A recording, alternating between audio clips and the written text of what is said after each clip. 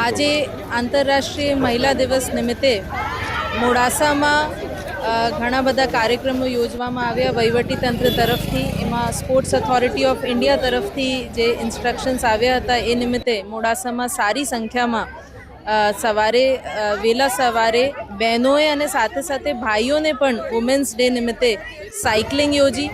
Cycling કરીને પછી walkathon યોજવામાં આવી, જેમાં મોટી સંખ્યામાં દરેક બહેનો સામેલ થયા અને બીજા નાગરિકો પુરુષો પણ સામેલ થયા.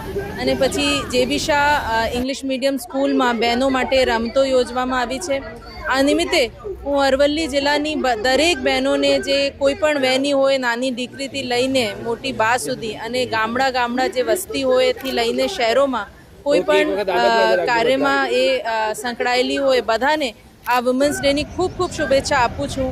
અને આપણે બધા મળીને અને બહેનો જે છે પુરુષો સમોવડી જ નથી, આગળ વધે અને સમાજને દિશા આપે, આપણે પોઝિટિવ કામોમાં રમીએ, એ શુભેચ્છા સાથે બધાને હેપી વુમેન્સ ડે.